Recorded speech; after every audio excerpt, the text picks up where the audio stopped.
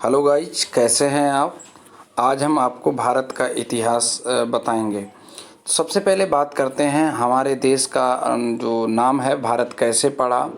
तो यहाँ के जो निवासी थे, इस देश के जो निवासी थे, वो सभी भारत की संतान माने जाते हैं, इसीलिए इसका नाम क्या पड़ा, भारत पड़ा। यूनानियों ने इस भारत को इंडिया कहा। मध्यकालीन मुस्लिम इतिहासकारों ने हिंद या हिंदुस्तान के नाम से इसे संबोधित किया। ठीक है ना।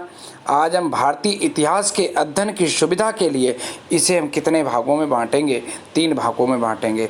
जो भारतीय इतिहास है उसे कितनी भागों में बांटा गया, 3 भागों में बांटा गया। नंबर 1 प्राचीन भारत, नंबर 2 मध्यकालीन भारत, नंबर 3 आधुनिक भारत है। ठीक है ना। आज हम किसकी बात करेंगे, आज हम प्राचीन भारत की सबसे पहले बात करेंगे। ठीक। प्राचीन भारत की जो जानकारी इन 4 स्रोतों से हुई है। नंबर 1 आपका धर्म ग्रंथ है, नंबर 2 ऐतिहासिक ग्रंथ है, नंबर 3 विदेशियों का विवरण है, नंबर 4 पुरातत्व संबंधित साक्ष्य हैं। ठीक है ना। तो इसमें जो भारत का जो सबसे प्राचीन ग्रंथ है उसे क्या कहा जाता है, वेद कहा जाता है। और जिसकी जो संकल्पना की थी वो कृष्ण द्वैपायन वेदव्यास ने की थी। ठीक है। और इस वेद में वसुदैव कुटुंबकम से क्या दिया गया था, उपदेश दिया गया था। इसमें जो उपदेश था वो किसका था, वसुदैव कुटुंबकम का था। ठीक है। और इस वेद को 4 भागों में डिवाइड किया गया है। Number 1 Rigveda, number 2 Yajurveda, number 3 Samaveda और नंबर 4 आपका कौन सा है, अर्थवेद है। ठीक है। और जिसमें सबसे प्राचीन वेद है जिसका नाम क्या है, ऋग्वेद है। ठीक है। और इन चारों वेदों को क्या कहा जाता है, इन चारों वेदों को संहिता कहा जाता है, संहिता। ठीक है ना। अगला आता है कि ऋचाओं के क्रमबद्ध ज्ञान को हम लोग क्या कहते हैं, ऋग्वेद कहते हैं। आपसे कोई पूछता है कि ऋग्वेद क्या है तो क्या कहेंगे, ऋचाओं के जो क्रमबद्ध ज्ञान है उसी को क्या कहते हैं, ऋग्वेद कहते हैं। और इस ऋग्वेद में मंडल कितने हैं, 10, और सूक्ति कितनी हैं, 1028, और इसमें जो ऋचाएँ हैं वो आपकी 10,462 हैं। ठीक है ना। तो जो ऋचाओं के क्रमबद्ध ज्ञान को क्या कहा जाता है, ऋग्वेद कहा जाता है। और इस ऋग्वेद में 10 मंडल हैं और सूक्ति 1028 हैं और ऋचाएँ कितनी हैं, 10,462 हैं। ऋचाओं को पढ़ने वाले जो ऋषि होते थे उन ऋषियों को क्या कहा जाता था, होत्र कहा जाता था। जो ऋचाओं को जो पढ़ने वाले जो व्यक्ति थे, जो ऋषि होते थे, उन ऋषियों को क्या कहते थे, हम लोग होत्र कहते थे। क्या कहते थे, होत्र कहते थे। आगे आता है ऋग्वेद विश्वामित्र द्वारा रचित है। जो ऋग्वेद है वो किसके द्वारा रचित है, विश्वामित्र द्वारा रचित है। ठीक है ना। इसके तीसरे मंडल में सावित्री को समर्पित गायत्री मंत्र है। और गायत्री मंत्र सभी लोग जानते होंगे। जो तीसरा मंडल है उसमें सावित्री को समर्पित किया गया है गायत्री मंत्र। और गायत्री मंत्र एक विशेष मंत्र है और इसका बहुत ही बड़ा महत्व है। गायत्री मंत्र सभी लोग जानते होंगे, ओम भूर्भुवः स्वः तत्सवितुर्वरेण्यं भर्गो देवस्य धीमहि धियो यो नः प्रचोदयात्। ठीक है ना। तो 90 मंडल में, इसके जो 90 मंडल, तीसरे मंडल में तो गायत्री मंत्र आ गया। आपसे पूछता है कोई गायत्री मंत्र कौन से मंडल में आता है, तो तीसरे मंडल आता है। टोटल मंडल कितने होते हैं ऋग्वेद में, 10 मंडल होते हैं। किस वेद से लिया गया गायत्री मंत्र, ऋग्वेद से लिया गया है। और 90 मंडल में जो देवता सोम का उल्लेख किया गया है। ठीक है ना। और 8वें मंडल में वो हस्तलिखित ऋचाओं को खिल। इसके 10वें मंडल में चातुर्वर्ण समाज की कल्पना की गई है। इसमें 4 वर्ण बताए गए हैं, 4 वर्ण हैं। ब्राह्मण जातियों को 4 भागों में डिवाइड किया गया है, ब्राह्मण, क्षत्रिय, वैश्य और शूद्र। ये जो है ब्राह्मण हैं वो ब्रह्मा के मुख से उत्पन्न हुए हैं, क्षत्रिय हैं भुजाओं से उत्पन्न हुए हैं, वैश्य जगहों से उत्पन्न हुए हैं, जगहों से जो ब्रह्मा की जगहों से उत्पन्न हुए हैं, शूद्र जो हैं ब्रह्मा के चरणों से उत्पन्न हुए हैं। इन चातुर्वर्णों की उत्पत्ति हुई है जो 10वें मंडल में हुई है, ये ऋग्वेद के। ठीक है ना। अगर आपसे पूछा जाता है ब्राह्मण, क्षत्रिय, वैश्य, शूद्र, ये 4 वर्ण हैं, इनकी उत्पत्ति कहाँ से हुई है, तो आप कहेंगे ऋग्वेद से हुई है। ठीक है ना। तो ब्रह्मा के किस भाग से उत्पन्न हुए हैं, तो कह देना मुख से। क्षत्रिय किस भाग से उत्पन्न हुए हैं, तो कह देना भुजाओं से। वैश्य किस भाग से उत्पन्न हुए हैं, कह देना जगहों से। शूद्र किस भाग से उत्पन्न हुए हैं, तो कह देना चरणों से। ठीक है ना। आगे देखते हैं। ऋग्वेद में ऋग्वेद में इंद्र के लिए 250, अग्नि के लिए 200 और ऋचाओं की कल्पना की गई है। शतपथ ब्राह्मण का स्थान सर्वोपरि माना गया है। जो ब्राह्मण है वो सर्वोपरि है, ठीक है, सबसे ऊपर है। इसमें अगला आता है जो वेद है, जिसका नाम है, दूसरा वेद है जिसका नाम यजुर्वेद है। यजुर्वेद में क्या है, यज्ञों के नियम, यज्ञ कैसे करे जाएं, उनके विधि विधानों का संकलन मिलता है, ठीक है ना, इस वेद में। और ये वेद, इस वेद की खासियत क्या है, ये वेद गद्य और पद्य दोनों में लिखा गया है, ठीक है ना। गद्य पद्य में रचना इस वेद की, इस वेद में जो मंत्रों को गद्य पद्य दोनों में कहा गया है वो कहाँ है, यजुर्वेद में है, ठीक है। अगला आता है सामवेद आता है। साम का अर्थ होता है गाना। साम का अर्थ क्या है, गाना, गाने वाला। इस वेद में जो मंत्र गाए जाते थे उस वेद को क्या कहा जाता था, सामवेद कहा जाता था। जिस वेद में मंत्रों को गा के, मतलब मंत्रों को गाया जाता था, वो वेद क्या कहलाता है, सामवेद कहलाता है। और इसमें जो मंत्रों का जो पाठ करता था उसको उद्रात्र कहते थे, उद्रात्र, ठीक है ना। ठीक है भाई, उसके बाद क्या थी बात, इस वेद को संगीत का जनक कहा जाता है। ये वेद क्या है, संगीत का जनक है, क्योंकि इसमें जो मंत्र थे वो गाए जाते थे, इसलिए इसे संगीत का जनक कहा जाता है। अगला है अर्थवेद है। अर्थवेद जो है अथर्वा ऋषि द्वारा रचित ये वेद है। अर्थवेद का नाम जो पड़ा है वो अथर्वा ऋषि के नाम पर ही पड़ा है, क्योंकि इन्होंने ही इस वेद की रचना की थी। अगला आता है कि इसमें कुल मंत्र कितने होते हैं, 731 होते हैं। और इसमें पद कितने हैं, 6000 पद हैं। और कुछ मंत्र ऐसे हैं वो जादू टोनों का विवरण करते हैं।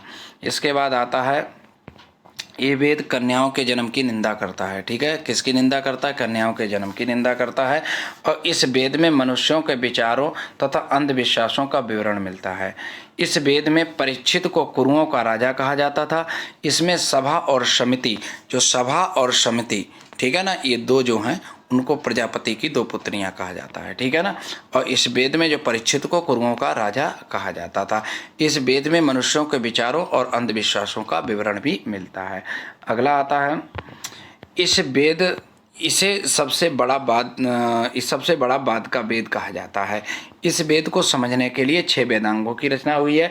नंबर 1 शिक्षा है, नंबर 2 ज्योतिषी है, नंबर 3 कल्प, नंबर 4 व्याकरण, नंबर 5 निरुक्त और नंबर 6 आपका छंद है।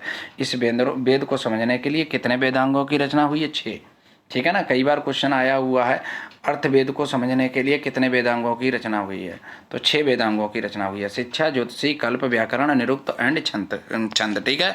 अगला आपका आता है, ऐतिहासिक कथाओं का विवरण कहाँ मिलता है, पुराणों में मिलता है। ऐतिहासिक जो कथाएं हैं वो कहाँ मिलती हैं, पुराणों में मिलती हैं। पुराण टोटल होते कितने, 18 होते हैं। इसके रचयिता कौन है, लोमहर्ष, और उनका पुत्र है उग्रश्रवा, ठीक है ना। तो कहा जाएगा कि जो पुराणों के रचयिता कौन हैं, लोमहर्ष, और उनका पुत्र कौन है, उग्रश्रवा है। इनकी संख्या पुराणों की कितनी होती है, 18 होती है, जिसमें 5 ऐसे पुराण हैं जिसमें राजाओं की वंशावली को बताते हैं। जो 5 पुराण है वो किसको बताते हैं, जो राजाओं की वंशावली को बताते हैं। जो सबसे प्राचीन जो पुराण है वो उसका नाम है मत्स्य पुराण, ठीक है। और मत्स्य पुराण है। ये 5 पुराण कौन से हैं जो राजाओं की वंशावली को बताते हैं। नंबर 1 मत्स्य पुराण, नंबर 2 वायु पुराण, नंबर 3 विष्णु पुराण, नंबर 4 ब्राह्मण पुराण, और फिर इसके बाद आपका आता भागवत पुराण, ठीक है ना। और सबसे जो पुराना पुराण है वो कौन सा है, मत्स्य पुराण। इसके बाद स्त्री को जुआ और शराब की तरह दोष बताया जाता था इस वेद में। और स्त्री को जो गिरी हुई स्थिति है वो मैत्रेयी संहिता से प्राप्त हुई है। किससे प्राप्त हुई है, मैत्रेयी संहिता से प्राप्त हुई है, ठीक है। स्त्री की जो गिरी हुई स्थिति। शतपथ ब्राह्मण में स्त्री को पुरुष की अर्धांगिनी कहा जाता है। स्मृति ग्रंथों में प्राचीन ग्रंथ एवं प्रमाणिक ग्रंथ जिसका नाम है मनुस्मृति। अगर आपसे पूछा जाए स्मृति ग्रंथों का सबसे प्राचीन ग्रंथ कौन सा है, तो कहोगे मनुस्मृति, और जो शुंग काल का मानक ग्रंथ है, ठीक है। नारद स्मृति युग में गुप्त युग की जानकारी देता है। नारद स्मृति युग किसकी जानकारी देता है, गुप्त युग की जानकारी देता है। जातक में महात्मा बुद्ध की पूर्व जन्म की कहानी वर्णित है। हीनयान का प्रमुख ग्रंथ कथावस्तु है। हीनयान का जो प्रमुख ग्रंथ है वो प्रमुख ग्रंथ है उसका नाम क्या है? कथावस्तु है, जिसमें महात्मा बुद्ध के जीवन चरित्र तथा अनेक कथाएं उसमें लिखी हुई हैं। ठीक है। जैन साहित्य को क्या कहा जाता है? आगम कहा जाता है। जैन साहित्य को क्या कहा जाता है? आगम। ठीक है। जैन धर्म का प्रारंभिक इतिहास जो है वो क्या है? कल्पसूत्र है। ठीक है, कल्पसूत्र से ज्ञात हुआ है। जैन धर्म का जो प्रारंभिक इतिहास वो कहाँ से मिला है हमें? कल्पसूत्र से मिला है। इसके बाद आता है अर्थशास्त्र के लेखक कौन है? चाणक्य हैं। ठीक है। और ये 15 अधिकरणों और 180 प्रकरणों में विभाजित हैं। इससे मौर्यकालीन इतिहास की जानकारी देता है। ये क्या है? जो अर्थशास्त्र है वो मौर्यकालीन इतिहास की जानकारी मिलती है इससे। ठीक है। 15 अधिकरणों और 180 प्रकरणों में मौर्यकालीन इतिहास की जानकारी प्राप्त होती है।